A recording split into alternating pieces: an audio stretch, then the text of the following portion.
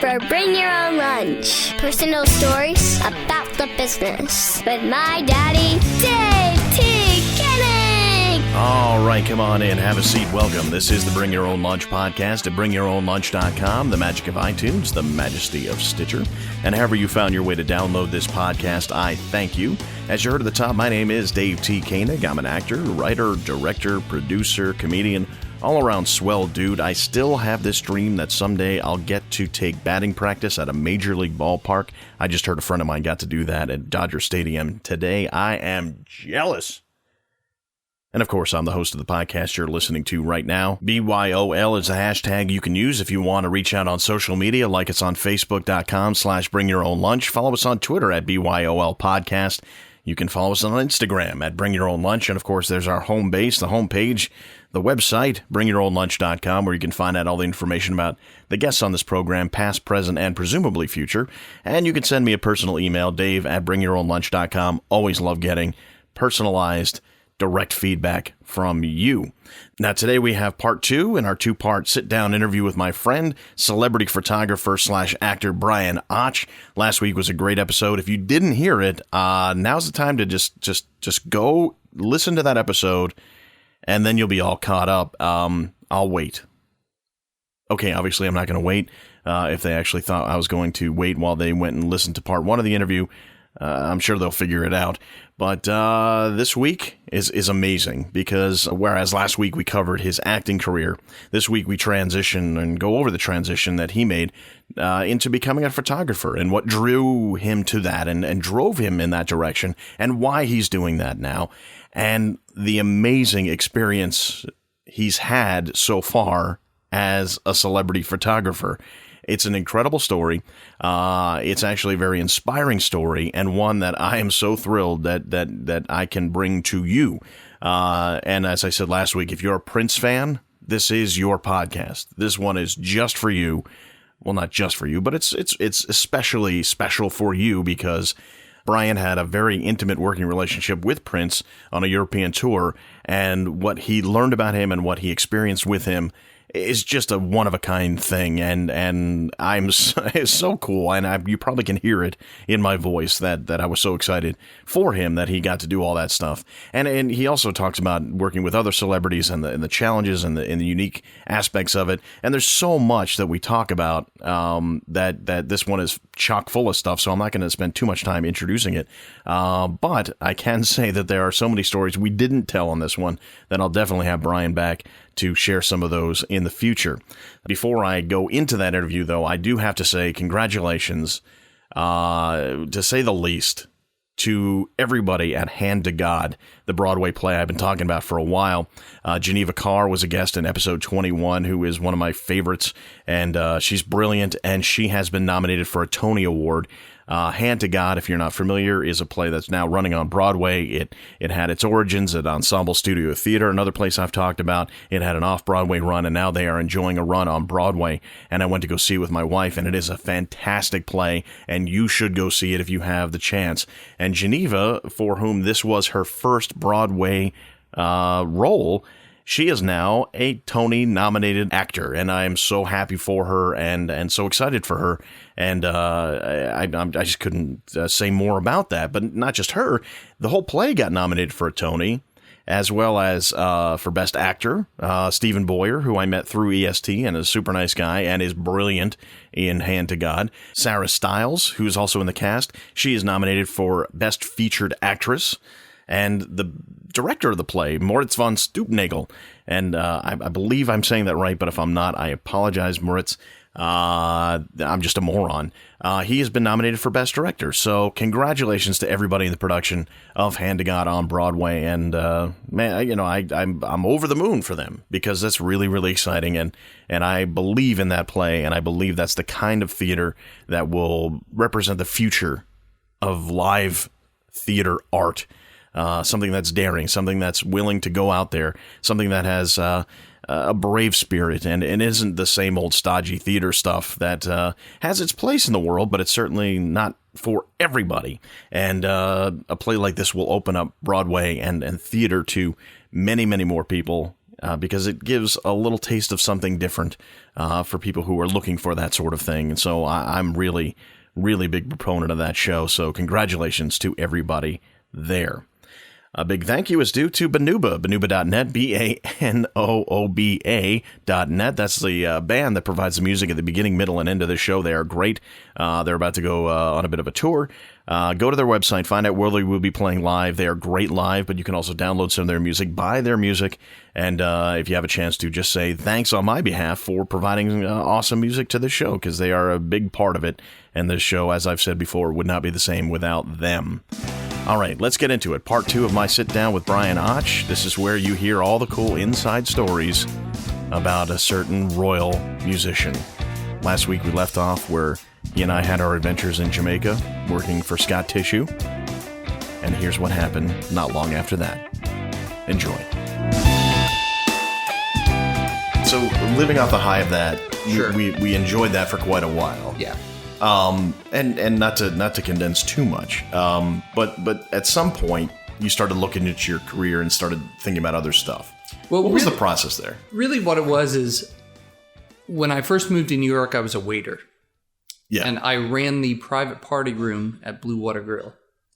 So I made a lot of money. Like, it was good. Okay, yeah. Like, I was good at it. It was good. I worked 3 or 4 days a week. I made a lot of money. It was great. That's a good deal. I didn't know that. Yeah, and then I just kind of got bored, like I do. Yeah. And I was like, I think I need to learn graphic design. I think I want to do that.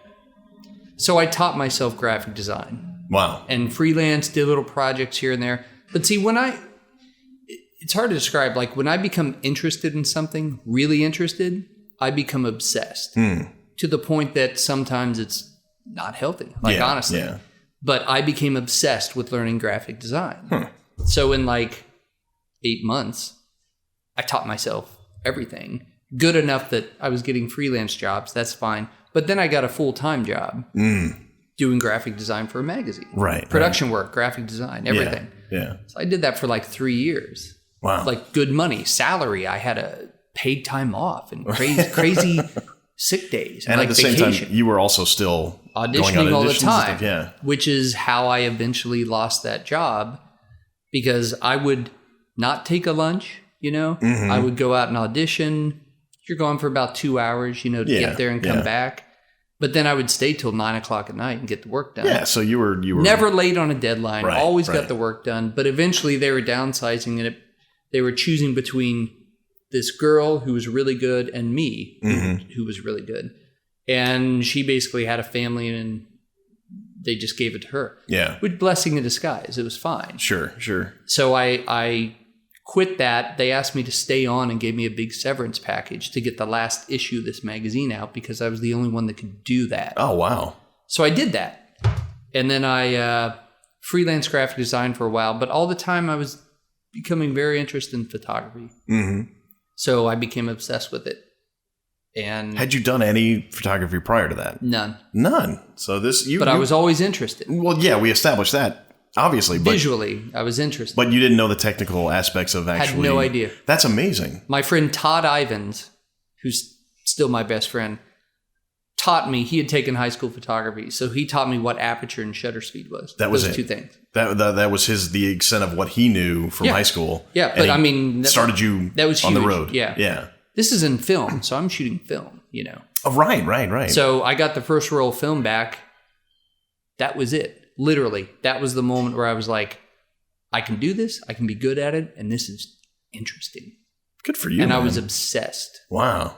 I spent money that I should have spent on food, on film. Oh, wow. Oh, yeah, wow. I mean, it's if ridiculous. only we were digital already, But you actually learned the nuts and bolts way to take a picture. Yeah. And that's probably helped tremendously moving forward. It helps in ways that it's hard to explain. Yeah, no, I totally get that. It helps in the mental process of how you shoot something.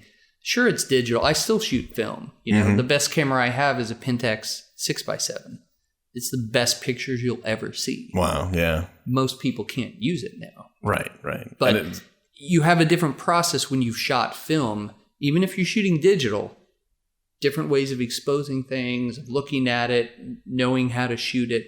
The kids that grew up on just digital, they're great. I mean, whatever, they're good and everything, but they're missing that extra layer. Yeah. There was I sort of relate that to even this podcast, for instance, where I learned how to literally cut and splice film. Actual tape.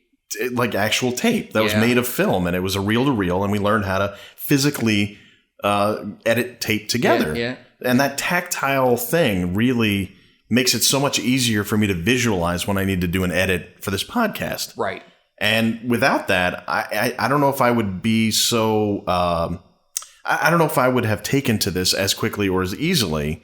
And I don't know if I would be so sensitive to how to edit something together to make it sound right if I hadn't gone through the process of learning that tactile version of this. Sure. And only did digital. So I totally get that. No, I agree. I mean, if you've shot a concert on Chrome, and, you have to be able to look at the lights and guess what the white balance is. Yeah. You have to be able to guess the exposure. Now, when you said on Chrome, by the way, is that Kodachrome, like Chrome reversal film? That's the insider term for for shooting on a specific kind of film. Slide film. It's slide film. All right, okay. So if you're shooting slide film has a very small latitude. As in, if you shoot color negative film and you underexpose it, you can develop it and push it like 2 stops and make it look okay. You can't do that with slide film. Okay. So you had to get it right. So those guys shooting concerts or sports on slide film, they're the best because it has to be right. Yeah. And nowadays, you don't get a million chances either. No, I mean, you got 36 shots on that roll. Yeah. So like you're waiting for that moment where, Sting jumps up and does the splits and you shoot it because that's going to happen in the first song, Oh, you have to do your homework. And then they're never going to get together because all 3 of them hate each other. Oh. So they come together once, he does the splits, you shoot it, and that's it for the rest of the show. Wow. How do I know that? Because I did it. Wow. I shot them at the Garden on Halloween. They were in costume. All right, this is definitely stuff I want to mine. Like this stuff I want to learn, because there's the nuts and bolts of what you're doing and how you got to that point, but then all the cool stuff that you've been able to do since you've established yourself. So you just started to learn the process of taking pictures. How long before you felt like, okay, I can start taking pictures and maybe start offering my services to other people?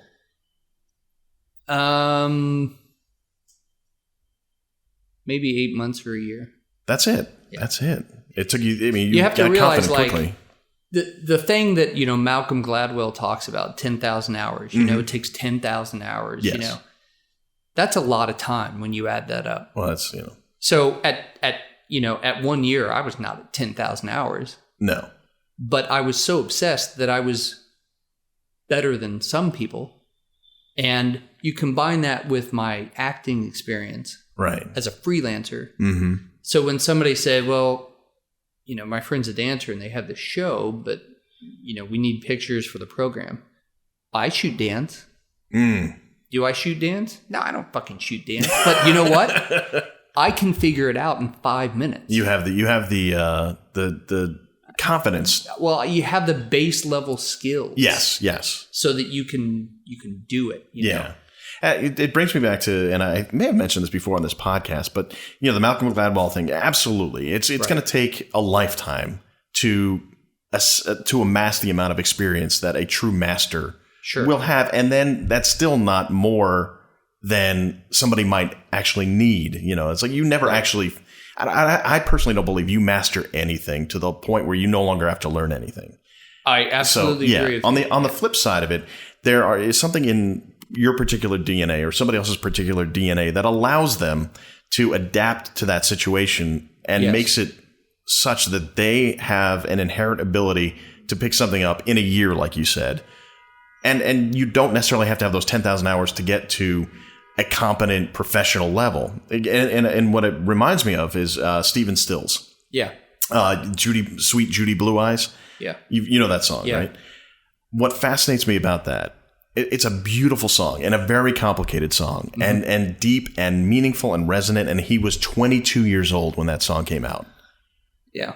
You're going to tell me he had 10,000 hours of releasing amazing music when that song came out? No. There's just something in his DNA that allowed him to put those pieces together and create an amazing piece of art. Right. So somewhere in between what Malcolm Gladwell says and what Stephen Stills proved is the truth. Yeah. I mean, I totally agree with that.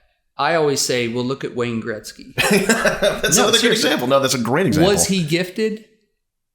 You can't say he wasn't gifted, right? Right. Were there other kids growing up in Brantford, Ontario that might have been that good? Maybe. But see, his dad flooded the backyard when he was 4 and made a rink. Right. And he would play on that rink from 5 a.m. to 7 a.m. Mm-hmm.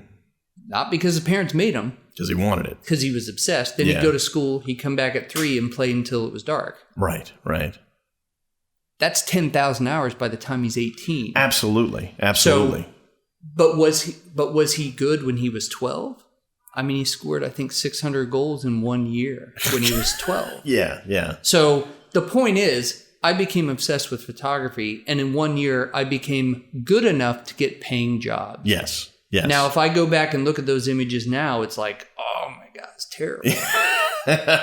But there was an occasional good photo. Right.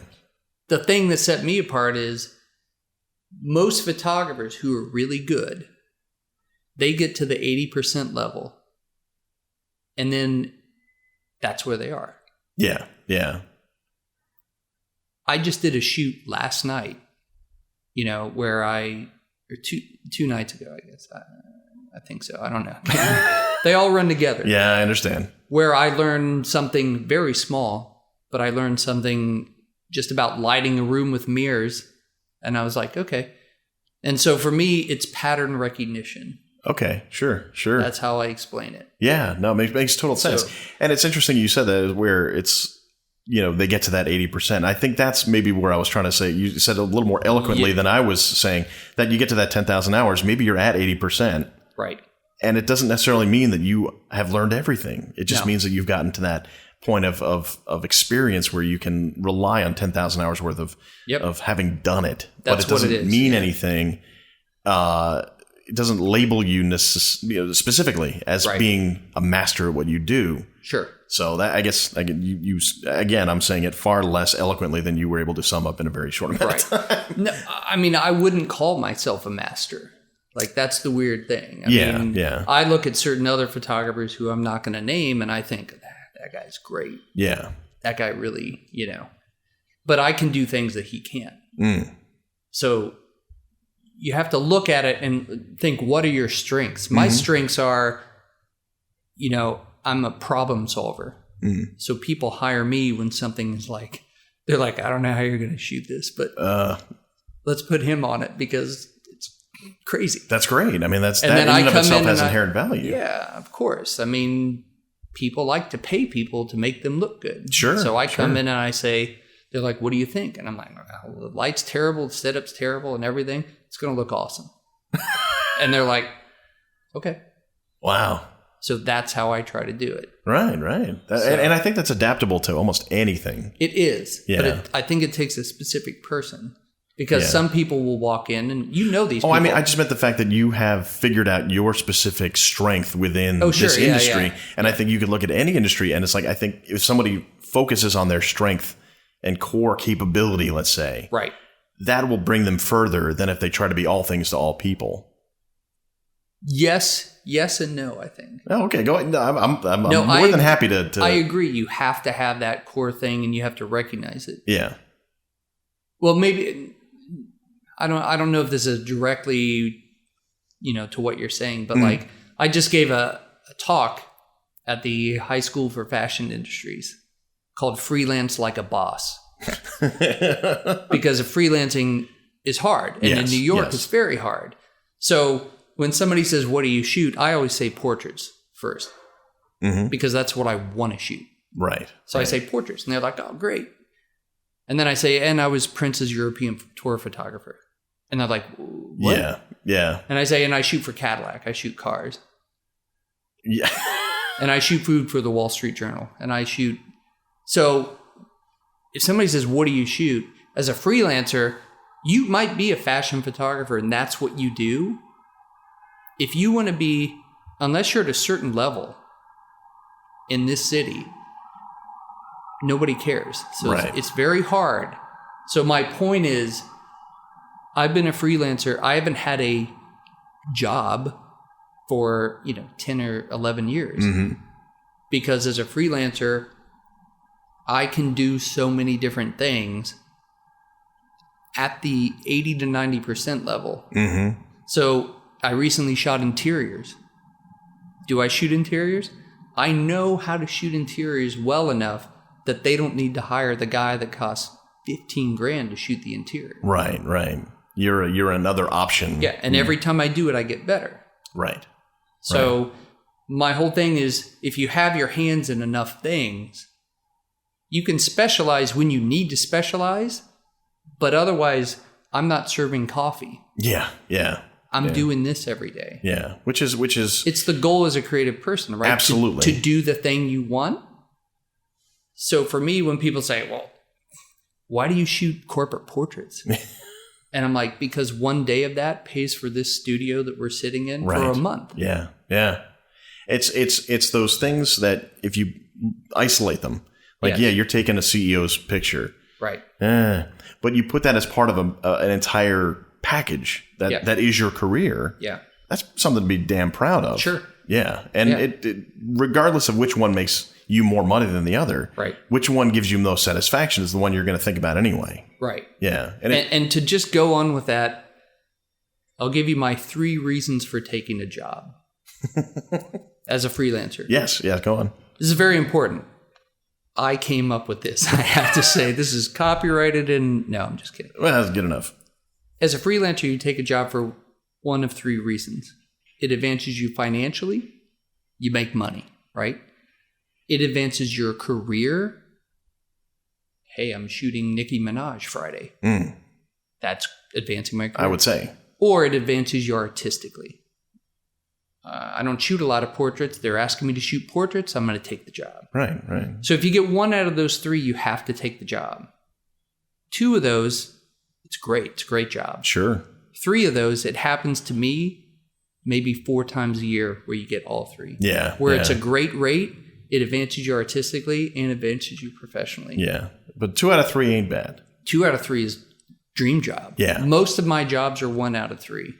And that's fine. That's fine because you That's work why you take the job. You how many jobs would you say you work a year? Oh, I don't even know. Yeah, I mean, and you don't even need a number if it's 200? too many. Yeah, if it's too many to even think about. Yeah, you take that one CEO portrait job, and it's like, oh, if that was my whole life, yeesh. But you do 200 jobs, and that seems like such a right. What's the word I'm looking for? It's infinitesimal. Infinitesimal. I don't know how you say that. There's a word, man. It's just a little. It's insignificant. Yeah. It's an insignificant part of what is your career, and it's interesting because I said it similarly to somebody else, where it's like if your job provides you with enough satisfaction, so that 80% of the time you really do like what you're doing.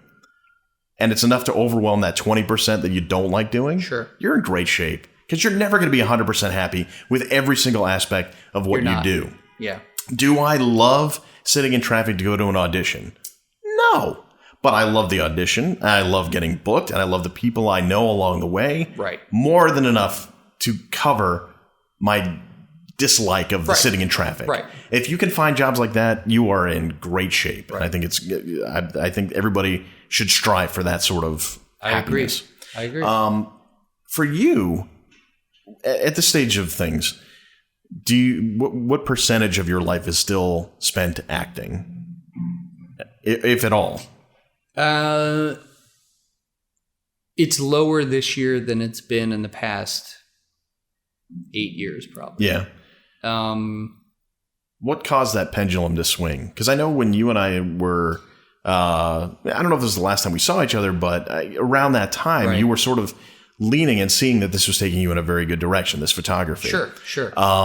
And you were still kind of sort of had your foot in the door as an actor. Right. What's caused the things to evolve so much? Well, I'll be completely honest. I haven't talked about this, but there was a situation where I had a large job, a 3-day job for the NFL, photography job. Okay. lined up. And this had been, I booked this job a month before. Mm-hmm. Very specific. They requested me. I had done it the year before. So it's a 3-day job for the Associated Press, right? So I'm going to do this job. As usually happens in my life, I usually have auditions or callbacks or even a shoot for a commercial that conflicts with Of course. something. It Of always course. happens. Yeah. I mean, it is literally like clockwork. So this time, I had auditioned for this commercial that would have been very good. Got a callback, got a second callback. Mm-hmm. And the night before the shoot, or the day before the shoot, they were supposed to tell me by 9 a.m. the day before this NFL job. If I got it. Right. That's fine. All I have to do is, if I book it, I'm going to call AP and say, you got to put somebody else on it. Right. I have a conflict, and it would have been okay. Mm-hmm. However, by 6 o'clock, I still hadn't heard anything. I've been through these situations, and it's like, it's nerve-wracking. And I've been calling my agent, and I'm like, do you hear anything? And I'm not the guy that is always like, hey, do you have anything for me? I never do that. Yeah. And then I explained, I was like, I just need to know because I have this job. And they're like, I thought you said you were available. And I'm like, well, I am available. Right. I just need to know so I can get somebody else. It's just like waiting tables. Sure, I just need to fill it in. You could be professional and you want to give people notice, and there's nothing wrong with that. So eventually, by 7 o'clock, I called AP against my better judgment. And I said, look, here's the situation. And they're like, I don't even know you're an actor. Yeah. Because I don't tell people that. Yeah, right. They don't need to know. It's not of their concern. Explained everything. I'm like, look, this commercial would be very good for my career. It'd be good, And he's like, we can find somebody, but we just need to know because the job starts at 9 a.m. Sure. You got to get like, somebody in there.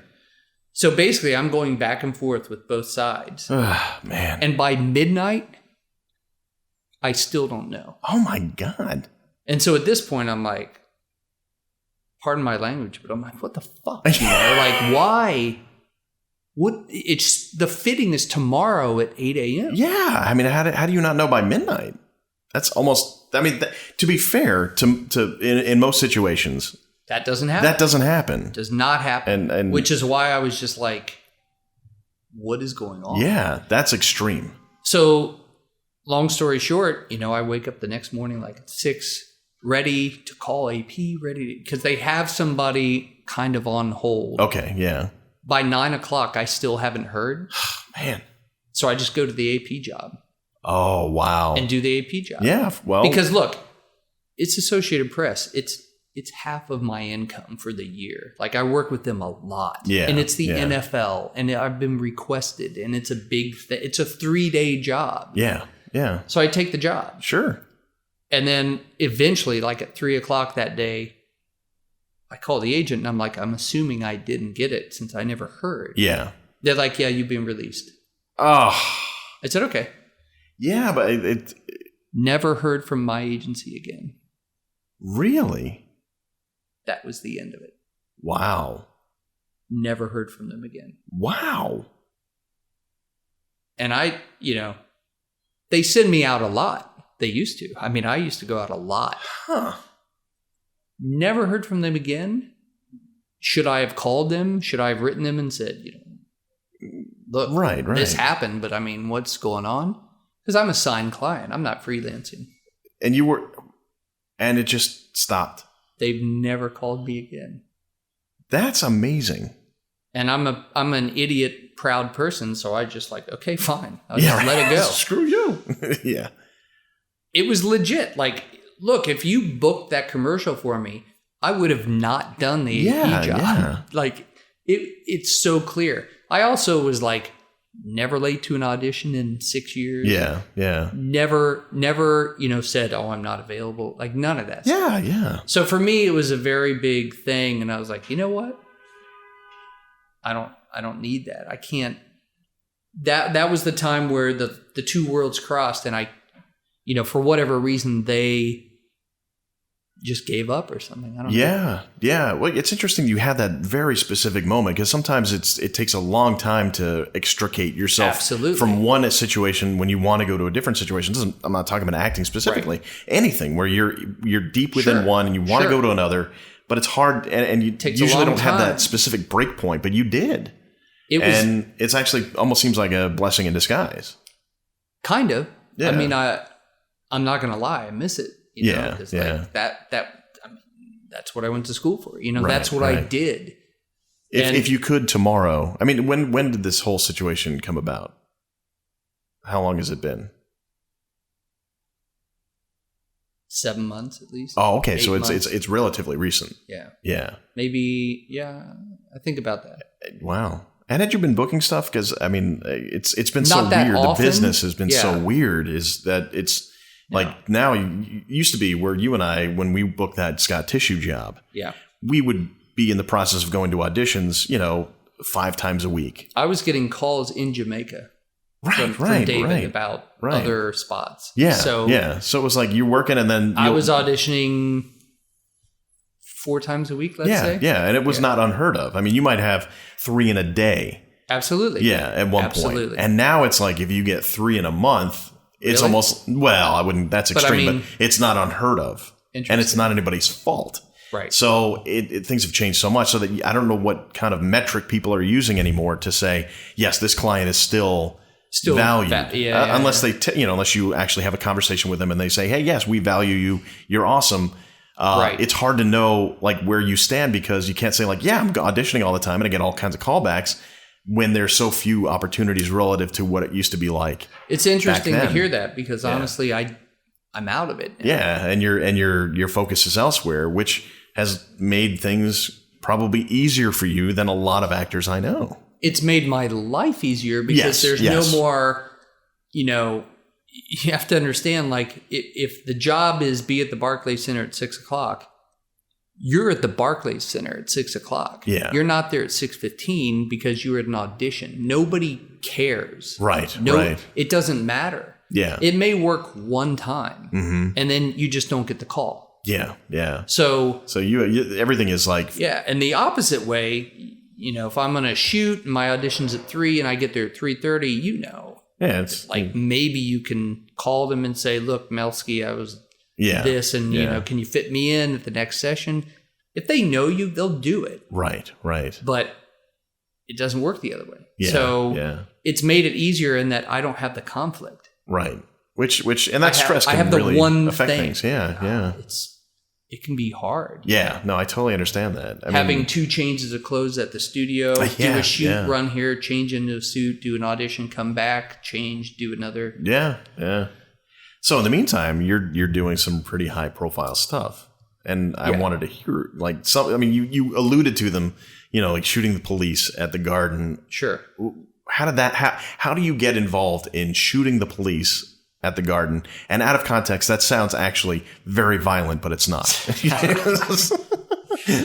Yeah. Like take me through the point where you're getting to that. Actually, I want to hear how you get to a point where you're a photographer who's getting hired to do stuff like this. Like, how do you get there? Yeah, the crazy thing is I was, like I said, obsessed with photography. So I was doing any sort of job you could do, basically, and trying to learn.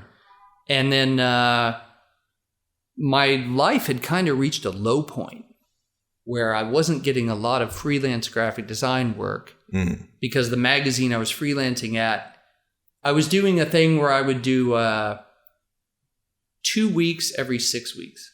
Okay, sure. Is that right? Mm-hmm. Well, yeah. So I'd come in, but the pay was very good, and I would work hard those 2 weeks, get the issue out, whatever. And it worked out great for both of us. Then they downsized, and they hired like another guy to do part of what I used to do, like classified ads and this stuff. Mm-hmm. So then it was 1 week every 4 weeks.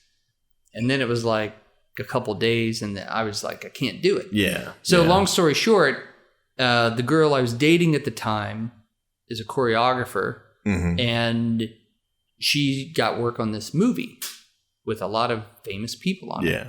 I remember this Exactly. this experience for you. So I started working on it, and one of the people on it was James Gandolfini. Mm-hmm. And we hit it off immediately. Yeah. Became friends. I used to go over to his apartment, show him how to use his camera. Then I went on, he invited me to go to the Venice Film Festival with him. And I was broke, and he paid for it. Wow. So I did that, and I documented all that, and I made a book for him. It was very cool, you know. And then we were friends, and off and on I'd see him, and I'd go over to his house, you know. And it was very cool. Yeah.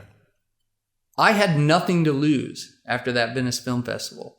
So I remember being in Venice on the internet and typing photo agency, and Wire Image came up. Huh.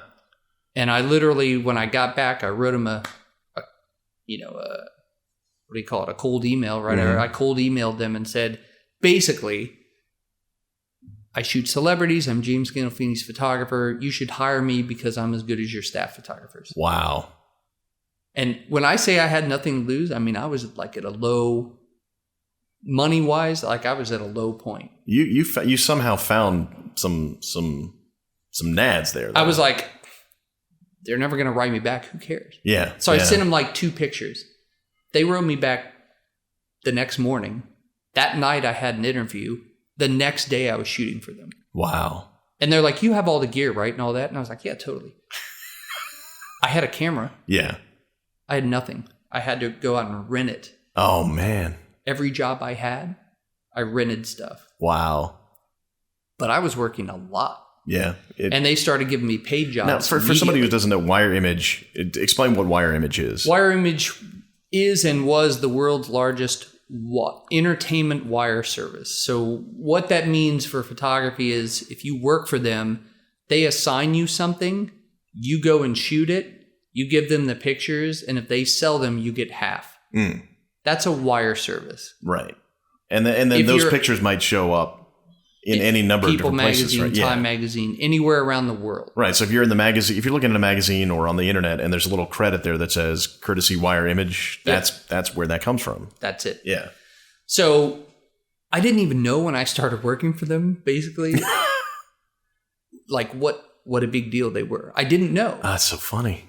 And then I found out on the second job I did for them, it was this movie screening, and there were like 40 photographers there. And the lady comes out with her clipboard, and she's like, where's Wire Image? And I was like, that's me. And she goes, come on. So me and this other guy were taken inside. Wow. And shot everything inside. And the party with, what's her name from Gillian Anderson from the X-Files, like, and all that. And I tried to just act like it was you've been there par before. For the course, yeah. And it was cool. And I was nice to everybody, and that was it. Wow. And then I was like, wow, this must be a really good agency. Yeah. So instantly, I went from nothing to, like, literally within a couple months, one of the top freelancers at Wire Image in New York. Wow. And they would send me just stuff, you know, be like, do you want to shoot this, you know, blah, blah, blah at the garden? And I'm like, yeah, totally. That'd be cool. Yeah. And was one of those, do you want to go do this? Was that the police at the garden? Yeah, that was later on, but that was for the New York Post for Wire Image. So they would farm it out and hire specific. The Post would hire Wire Image to shoot the concert. The rate wasn't that good, but you only had to send up 5 to 7 shots, and then you owned the rest. Oh. So the thing is, when you shoot it for a wire service, if you're not a staffer, you own your images, generally. Yeah. Unless it's a hired job. Mm-hmm. If you're a staffer, you don't own anything, but you get paid a salary. Okay. So it's hard because when you first start, you may not see that payment from that photo that you sold for 4 months. Oh, wow. So I was broke. Yeah. And I was like, they're like, I'll probably take 2 or 3 months to see any checks. And I was just like, oof. Yeah. So they knew that. And then they started giving me hired jobs, which, you know, helped. Pays direct, yeah. Then I went to Sundance, and I got like the cover of the Sundance paper 3 days out of 7. Like, wow. I don't know how that happened, but I did. Basically, what it comes down to is I had nothing to lose, and I worked incredibly hard, like ridiculous hours. Well, good for you, man. Because describing where you were to becoming like finding yourself in a really good space. Right. I had no apartment. My girlfriend and she kicked me out. We broke up. Wow. I slept on the floor of my studio for a month. Oh, man. And this was a tradition. This was a normal day. This is what I would do.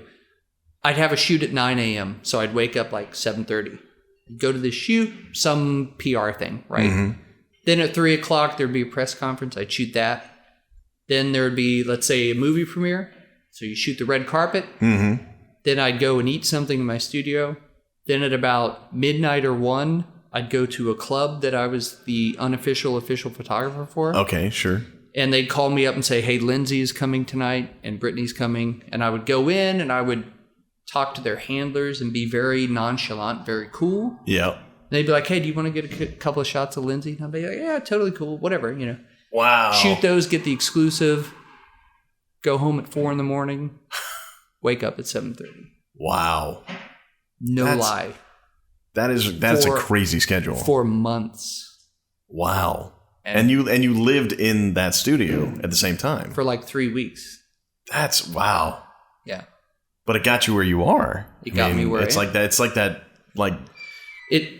Get down and dirty. That's what it is. And rise from the ashes kind of story. I had nothing left. I mean, wow. I lost the girl. I lost the apartment. I lost everything, my job, and I was just like, it's funny. You don't know what you're capable of until you have to either do it or just write it off. Yeah. And I was like, I mean, I had to do it. It had to work. Yeah. I remember saying that to one of my best friends. I was like, this has to work. You don't understand. Like, there's no other thing. Yeah. So I was like, if I start at the bottom and work my way up. So, I mean, it's interesting. Yeah, it's fascinating. Like, I remember it's a fascinating story. Sleeping on the floor of my studio, no heat. And this is in November. Man. Right? Yeah. And I had a little ceramic space heater. You still have it here? Which is somewhere around here. Yeah. And I turned it on, and placed it near my head so I could stay warm. And I remember waking up in the middle of the night because my arm hurt. And I realized that it had heated the metal watch I was wearing so hot. Oh, my God. That it burned all the way around my Holy cow. And at that point, I was like, this fucking sucks. Yeah, man. But you hear a story like that, and it makes your success feel earned.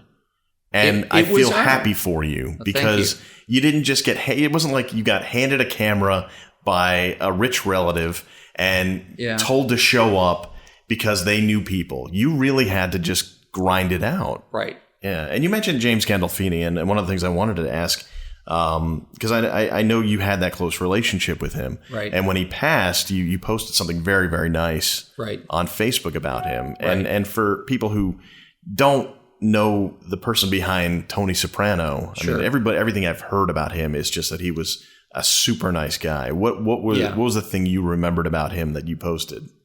He was just a regular guy, and family was very high on his priority. And he came from a working class origin, and he looked at people like that as equals, and he had no ego as far as that was concerned. So like when I was on vacation with him, like at the Jersey Shore, we go down to the boardwalk where he used to work as a kid, at one of the games, and people come up to him and be like, oh my God, Tony Soprano. The only thing he didn't like was being called Tony Soprano. So he would say, my name is James. Mm-hmm. I'm Jim. Call me Jim. Right. And if he was with his family, he didn't want to be bothered. Right. If it was just him, it's totally cool. Mm. But I'm lucky because I was able to tell him at the Tony Awards, which I shot every year for like 7 years. I mean, how cool is that? Yeah, I'm at the Tony amazing. Awards in the green room as the official photographer. That's pretty. So you're there, and you're kind of jealous because it's the Tonys, but it's kind of cool because you're like you're there, yeah. And he was there for God of War or whatever that show was. Yeah, no. What was that? Was it God of War? No. Oh. Is it called God of War? I don't know. Oh, now we're gonna 4-person play, whatever. Well, we'll look it up and we'll. So he was there. He's nominated, and I knew he was going to be there.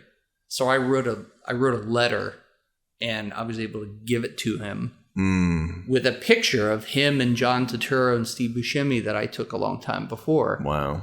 And the letter basically just said, like, you don't understand what you did for me, because I do this and I'm here in this room now because of you. And he didn't read it at the time, but I saw him like 6 months later on a film set, and he was like, hey, thank you for that letter. Wow. I read that and I was like, okay. Wow. I said, it's all true. That's amazing. So yeah, I went to his funeral. Yeah. Yeah. That's a shame. That was that was a sad thing. It was sad, Yeah, of course. And the one, you can't say good thing about it, but the one thing that it allowed to happen is for a lot of people to tell stories like yours about him, so that we can fully understand that, Tony Soprano was a character, and he was a very giving, nice person to pretty much everybody I've heard speak of him. Yeah. So he did a lot of stuff behind the scenes that nobody knows about. Yeah. And they probably never will, which is probably his way. It seemed like he did things not for the glory of it, not for people to be like, oh, wow, what a good guy, but because he thought that was the right thing to do. Yep. So it's cool to hear your experience from that. Yeah. So the fun stuff that you've been doing. Sure. Yeah. How did you get to be Prince's concert photographer? It's crazy. Yeah, obviously. So that was a referral. Man. So Kevin Mazur, who is the greatest rock and roll photographer, I'm just going to say that. He is. People can debate it, whatever. You look at it, he's the guy. He's the guy. So he couldn't do it because he's Prince's photographer generally when they're on tour. Okay. He couldn't do it. He calls me up. He's like, you have any interest? You want to do this? And I'm like, what's it pay? No. Yeah, right. Yeah. I'm like, yeah. Yeah. And then I was like, is it a paying job? Yeah, right. It's got to be. It is. So as fun as it might be. Yeah. So I did, I don't remember how many shows. I don't know. How long was the tour? I think I was out there, I think I did a month. And then somebody else came in and did the second half. And what kind of accommodations did they set up for you? I mean, was this a thing where you were like taken care of? Yeah, absolutely. Oh. So was it as good as Jamaica? Not really. Not really. Well, no Blue Mountain coffee. Yeah. So, no salted cod either. Which countries did you get to see? We started in Paris to kick off the tour. Poland, Netherlands, England, Belgium. That right there is a good It's number. hard to remember, honestly. But I mean, it was a combination of standalone Prince concerts and Prince at a festival. Okay, sure. So, you're in Belgium one night and, Poland the next night or whatever. That's pretty exciting stuff, man. Best job I ever had because, if you knew me in high school, you would know that I was a huge Prince fan. Oh, yeah. From when I was young. Yeah. Purple Rain. Come on. Huge Prince fan. Like when he came onto the TV screen on the American Music Awards, like 1986, I think I cried. Wow. Because I saw him and I was just like, he's magic. You have to understand. No, I get it. I totally get it. So you get it. And he's smart enough. You look at everything he does as an artist, and that's brilliant enough. Right. But as a business person, sure, he strikes me as brilliant because he knows not to overexpose himself. Absolutely. So when you see him, in the last 10 years, it's very special when you do get to see him. Yep. Which most people don't seem to get. You are absolutely correct. That's amazing. It's amazing to the stuff. extent that, I had never met him. So I flew in the day before, and then the first time I saw him was during sound check in Paris. Wow. And I'm like, that's Prince. Yeah. But then, that night I shoot the show, and it's not just 3 songs and you're done. Right. A, I was his photographer, which means the whole show. Yeah. And B, nobody else was allowed to shoot it. Oh, wow. There are no other images. Oh. So I I don't own them because it was a buyout. Yeah. So he owns the copyright, but I get residuals off of anything. That's a good gig. It's not a big deal, but the thing is, but I understand that it's interesting. I mean, having the exclusive on that is a big thing. It's a big thing. Yeah. My archive of his it's unbelievable. I was shooting 5,000 frames a night. How personally did you get to work with him at any given point? I sat on the couch with him every night and went through photos. Wow. So I'll tell you briefly. If there's a mythical person in entertainment right now, you can't think of anybody else who would be more mythical than Prince. Right. So it's like you sat next to, I don't know, think of somebody who's like almost a unicorn. A unicorn. Perfect. I agree. Wow. So tell me, what was that like? This is how it went. I'll just take a random show. Like I'd get to the theater. If he's supposed to go on at 10, I get to the theater at 4. Okay. So then I eat, I go through all my gear, I make sure it's all up to snuff. I go through everything from the night before just to look at it. Then I eat something, then I hang out, maybe shoot the opening act, maybe not. It depends if they want me to. Then finally he comes out 10:30, 11, whatever. How he does it is there's no set list. Prince does not do, like you go see the Stones, it's the same show everywhere. Yeah. It's the same show. Right. That doesn't work for Prince. Huh. Because maybe tonight he feels like playing jazz. Wow. So maybe Prince comes out and plays jazz for a half hour. Unbelievable. The true Prince fans go crazy. Right. The Prince fans that just bought the ticket to see Prince are like the singles. Yeah. Play, something else. Yeah. Anyway, so he makes the set list 10 minutes before the show. He gives it to the girl who types up the, set list, and then, the monitors, they show the words. Oh, okay. Yeah. So then the set list gets taped down on the stage. The band comes on. That's the first time they see what they're playing that Unbelievable. night. They have to know 300 songs. They must be amazing. They're the best band. I mean, I've shot everybody. It's like a throwback to the 60s. It's a real band. Yeah. He models it after James Brown. Prince is the band leader. Mm-hmm. That's his band. Wow. They do what he says. He's the band leader. Oh, so they come out and play. He goes through, he plays. If the audience is good, he'll do an encore. If they're really good, he'll do 2 encores. Wow. Maybe 3 encores. And he's in it for the art, It's too hard to do this and not be in it for the art. Oh, man. I'm telling you. So cool. Like face to face. It's ridiculous. Wow. Every show is the best show I ever saw. Unbelievable. So and you had the best seats in the house. Like I said, I've shot everybody. And for people who haven't seen Prince, I'm like, okay, if he comes near you, buy the $300 seat. Just do it. Just be like, I'm going to write it off, whatever. Yeah. Go there and just absorb it. Yeah. Because he's the best singer. He's the best dancer. Yeah. But he's the best guitarist you'll ever see. I remember being in, I think, 5th grade. Yeah. And this was the height of Eddie Van Halen, Joe Satriani, Steve Vai, you name whoever you want.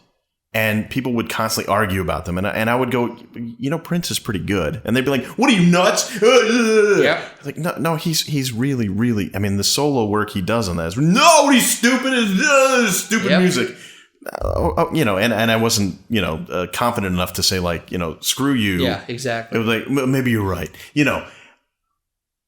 I feel so justified in how his career has progressed and the amount of esteem he has. Yes.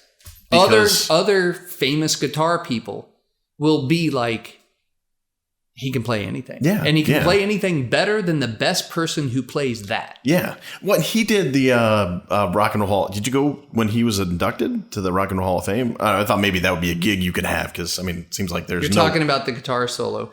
He was on stage with some of my guitar gently weeps. Yeah. Unbelievable. He was Tom on stage. Petty, there's everybody. With legends, obvious legends in the business. And everybody was just there basking in his light as he played One of the greatest songs of all time. And who played the solo?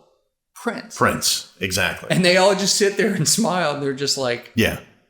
Because I'm telling you right now. Yeah. Some of the stuff he played on tour, I got to sit and talk on a couch with Prince about guitar playing. Oh my God. Now, I don't play guitar, but he knows enough for both of you and me combined. Right. And I said, how do you, I said, to me, it looks like you're not trying. Yeah. And that's how I know how good somebody is. That's like Hendrix or Clapton or Jeff Beck. I've shot all those but Hendrix. Well, if you shot Hendrix, I'd be really impressed. Something's weird about that. Yes. But they look so effortless that it seems like not work, but it is so much artistry going into it. And he told me, he said, what you don't see is the 10 hours a day that I used to sit in my bedroom and play till my fingers were bleeding. Yep. And I was just like, you're right. Yeah. It's like the Picasso story. Yes, exactly. You know the Picasso story? Yep. He's sitting at a cafe. Somebody comes over and says, Picasso, I'm a huge fan. I would love for you to draw my picture on this napkin. He draws a picture on the napkin, signs it and says, that'll be $1 million. And they're like, what are you kidding? You just sat there for 2 minutes. You didn't do any work. He goes, no, that $1 million pays for all the work I've done up until this point. Yep. And that's exactly what you're talking about. That's what it is. Yeah. So when he makes it look easy and he plays with one hand and one hand behind the back and all this crazy. Yeah. And then he just, in one motion, he plays that guitar solo, for Let's Go Crazy. Yeah. And then in one motion throws the guitar into the crowd. Yeah. Yeah. And you're just watching and you're like, it's the best thing you've ever seen. Yeah. Yeah. I mean, I don't love going to concerts because I don't like other people at concerts. It's horrible. Yeah. But that's one concert I would break my own personal rule for because it come on. So back to the concert. So I go, I shoot the concert, shoot the encore. Then immediately when he's done, and I know he's done because the roadie lets me know that it's over. Yeah. Even though the crowd won't leave. Right. I immediately go up and download 5,000 to 7,000 images. It's amazing. It gets better though. In 1 hour, I'm supposed to have 100 images processed and ready to go for him to look at in an hour. When you say processed, I mean like photoshopped. Like ready to be printed or just absolutely. Enough to... No, done. Ready to go. In an hour. Yeah. So you have to winnow down 5,000 to 7,000 pictures down to 100. Yeah. And then take those 100, process them so that they are print ready. Yep. For prints. Yep. And I'm extremely quick. Okay. Yeah. I'm a very quick editor. That's hard. Yeah. So the first night, in Paris, I have 7,000 pictures and I'm editing quickly. And he goes, you have something to show me? Oh. And I said, probably about an hour. I'll have it all ready. He goes, okay, you got 15 minutes. And walks away. And I was like, motherfucker. So I did it.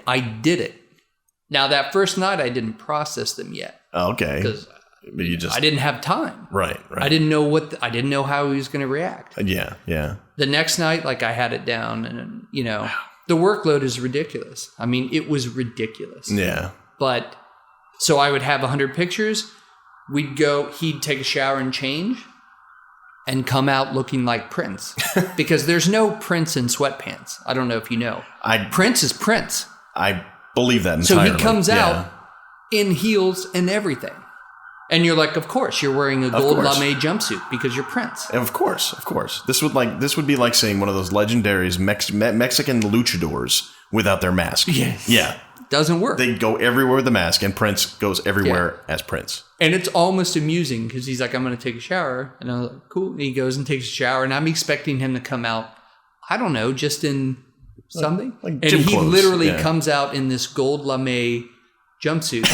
And I was like, Of course. Yeah. And then later on, I was like, that was crazy. So then he sits on the couch with me and we go through and he would either nod yes or no. And that meant keep it or lose it. Was he as quiet and as much a man of few words as his reputation suggests? Not as he got comfortable with me. Okay. it's important to say, while we were doing this, his band comes in and sits in his dressing room. Okay. And then the AV guy brings in the DVD of the show we just played, and we all watched the whole show. Whoa. So if it was a 3-hour show... You watched 3 hours. We watch it for 3 hours. So after he gets done editing photos with me...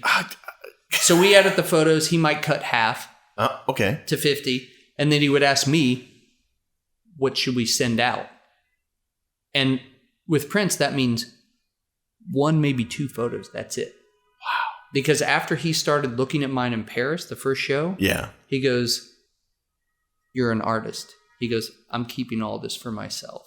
Oh my God. Which is good, right? I was like, that's great. But then I was like, nobody's going to see this. Wow. So we didn't send any photos to Wire Image for the first 6 shows. So it was like I wasn't even doing it. Nobody saw it.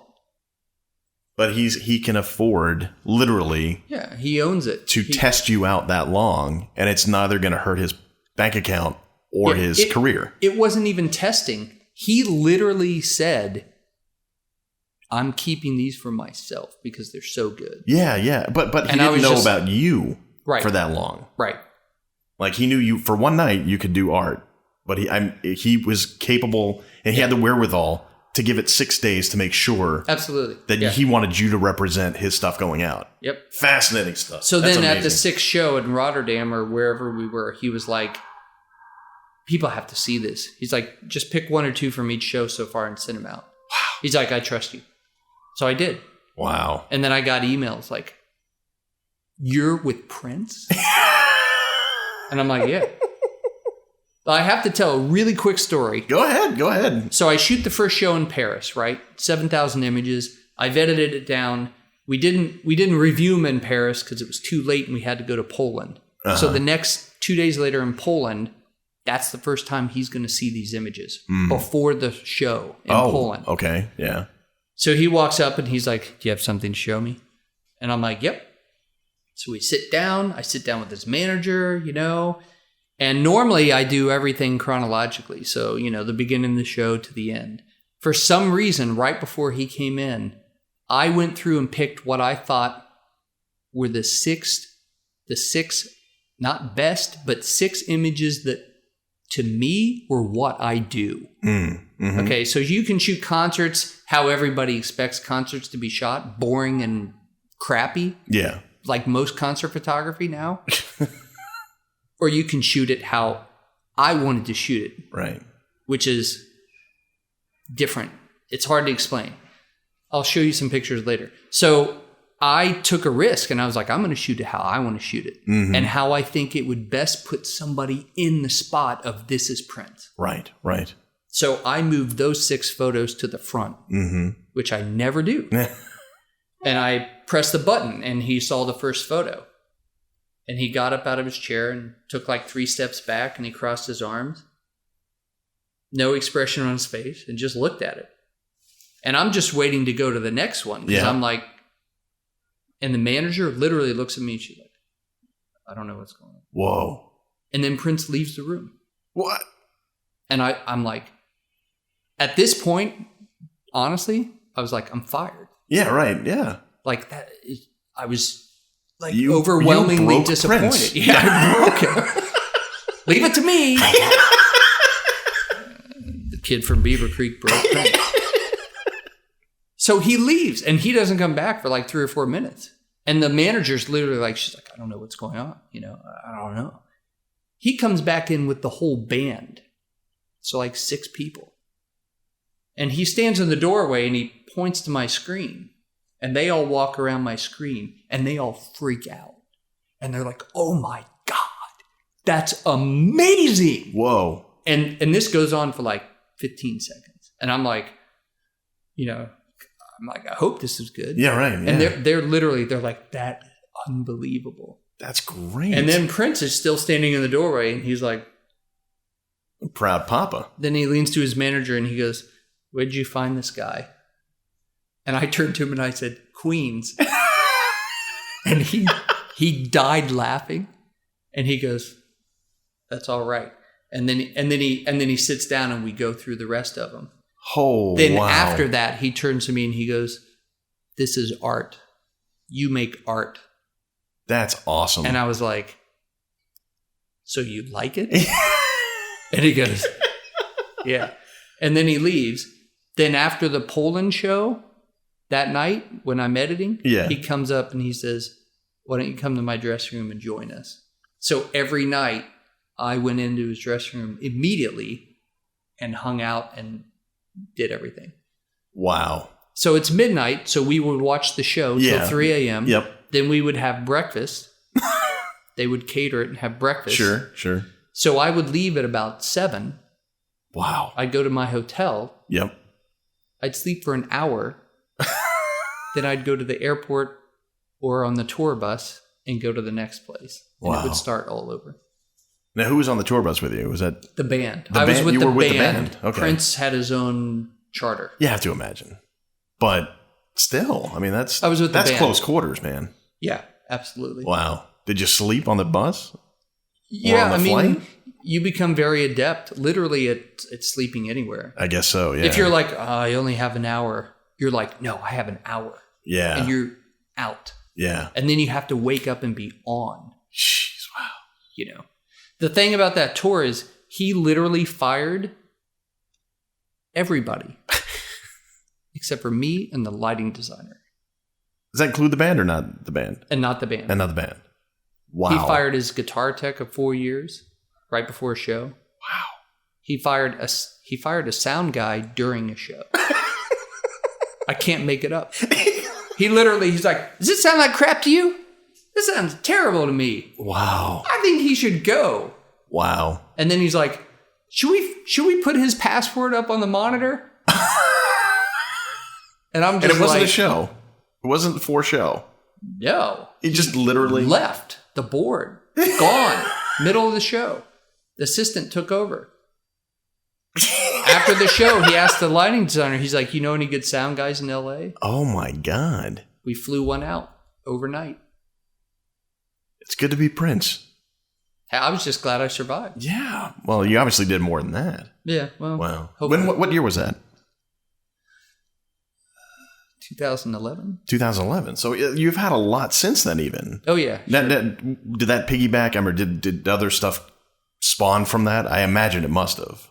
Yeah. No other tours, but I shoot a lot of music. So Yeah. Was that the first experience you had with that kind of in-depth music stuff, or was that with a tour? Yes. Yeah. Okay. I mean, it's New York. There's a lot of music, so I guess so. Yeah. Yeah. You know, anything from really big shows to showcases of up and coming people. You know, was there anybody? I mean, obviously you're a big Prince fan, but is there anybody you've shot who you've like always wanted to shoot that you have shot yet?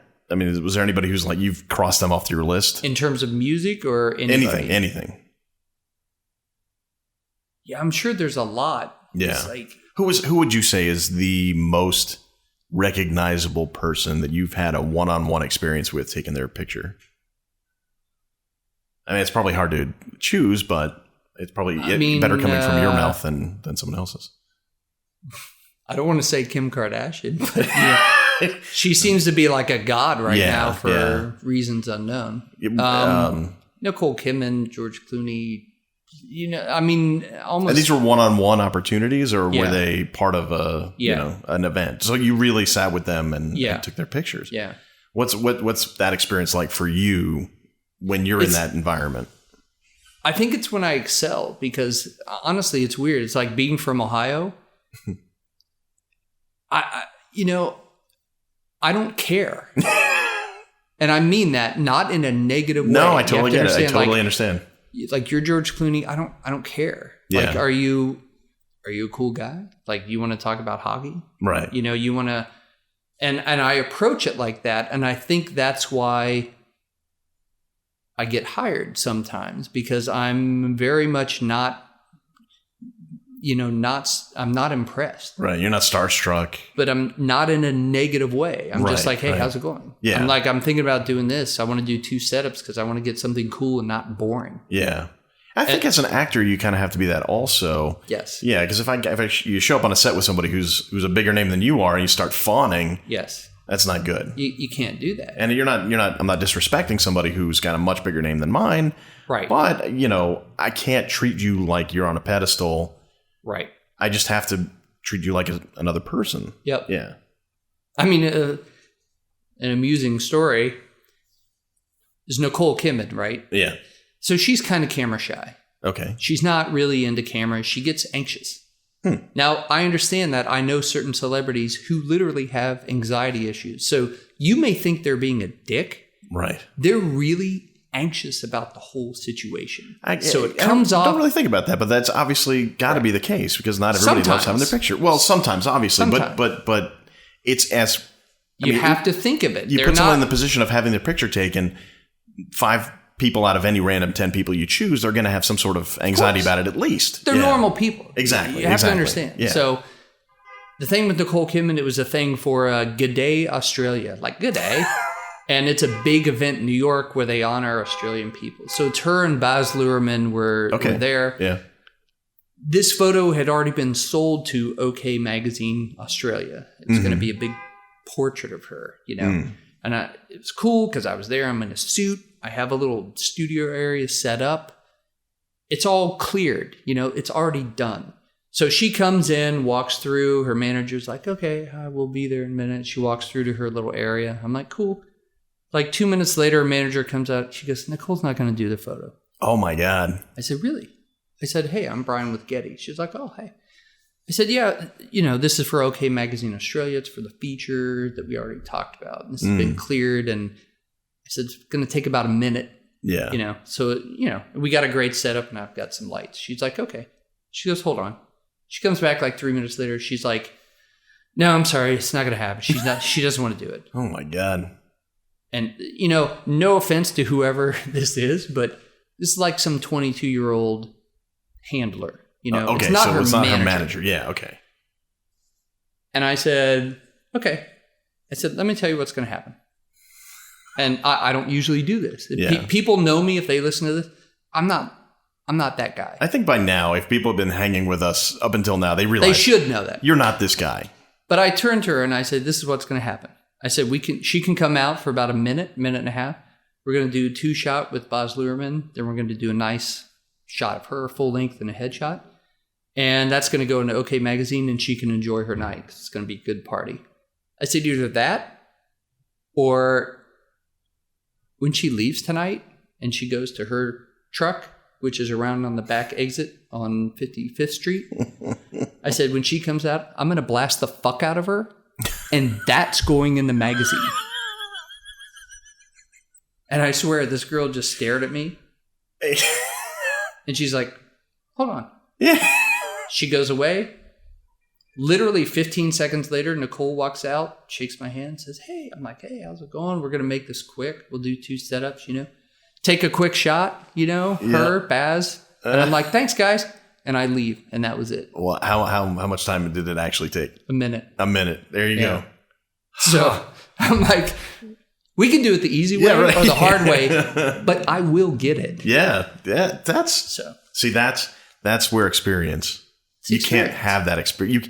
That's what separates you now from who you were a year into it. Absolutely. You had the technical skill, you had the talent. Now you have the experience to say you know how to handle. That's what it is. Yeah. So like Picasso, I'm no Picasso, but I mean, if somebody goes to hire me, and they're like, it's a Kim Kardashian event, blah blah blah, how much would it be? And I'm like, it's X thousand, to shoot this thing. Yeah. They're like, that's really high. Somebody else quoted us 400 or something. And Maybe you're not hiring the pictures. Great. Yeah. I know Kim's manager. So when I come in and talk to her and I schmooze her for an hour and a half and I talk to her and then I say, can we get a shot of her? I'm going to get it. Yeah. The other guy doesn't even know the doorman. Yeah. So you're paying for that. Yeah. Absolutely. The experience is very important. Absolutely. So just real quick, because we're going to have to wrap up. Yeah. And I want to do another one of these because you have 8 million stories and we haven't gotten through any of them compared to where I think we could probably get. So we'll do another one of these. And this is a 2-parter. So, I mean, geez. Sure. Yeah. If people are not asleep yet, I'm just kidding. I hope not, because they missed all that good Prince stuff. Yeah. So we're in your studio in Chelsea. Yes. Who's coming here next? That's a good question. Oh, jeez, I thought I don't know. I'm shooting Nicki Minaj tomorrow. Oh, it's not here. It's not here. No. Oh, okay. Where's Nicki Minaj? That's at the Barclays Center. Oh, okay. Sorry. No, that's okay. That's okay. If I'm the most famous person Absolutely. who steps foot in here for a little while, I'll take it Absolutely. until somebody who is at all famous shows up, blowing me out of the water. Famous or infamous? Infamous. There's I will take a fine infamous. line nowadays. And you're photographing. You're photographing all of them. I try. You try. How do people get in touch with you? You go to my website, BrianAch.com. And that's ACH. ACH. And you're on the Twitter? I'm on the Twitter as the Celeb Snapper. That's catchy, man. Which is amusing because most of my Instagram and Twitter stuff is cars. Well, cars can be celebrities. Yeah, but I'm going to change that name. If Disney has told me anything. I think it's going to be the Car Snapper. The Car Snapper. That sounds like some sort of fish dish. Yeah, actually, at best. I think I'm going to come up with something else. Maybe something a little more palatable for being the masses. You can only hope. Yeah, thanks for doing this, man. Yeah, absolutely. Man, those are good stories. Such cool stuff. And such a good guy. I'm so happy for Brian. He's managed to forge this amazingly interesting career that came on the heels of another fascinating career, and if he's going to start directing, I can only assure you that that's going to be fascinating as well. And that's why we're going to have him back on at some point, because he's chock full of awesome stories, and I feel like we just touched the tip of the iceberg as far as the cool stories that come out of Brian Ach.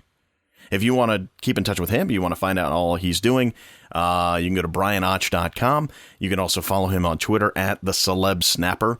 That's TheCelebSnapper. Those links will be available in the show notes for this episode. And just keep in touch with this guy, because he's always doing something that's really, really cool. So thanks to Brian for being here for both weeks, and I look forward to having you back on, because you're the man. That about does it for another edition of Bring Your Own Lunch. Glad you can join us. Thank you for that. Also, thank you to Banuba, banuba.net, BANOOBA.net.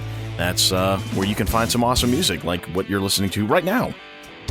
Banuba, they're great. Go see them live, buy their music, download their music, and in some way absorb and consume their music, because they are very, very, very good, and they add so much to this show.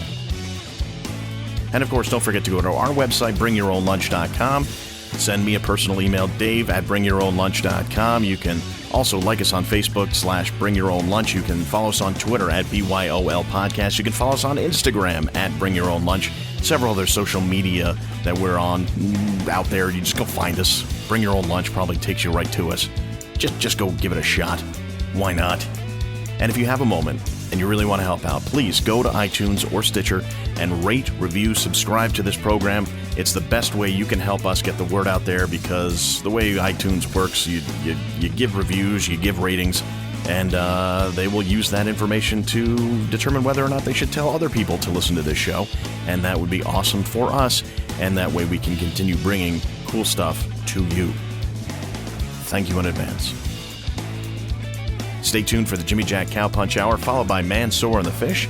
And until next week, when I have another great guest lined up, this is Dave. I'll see you next Wednesday. Hand to God.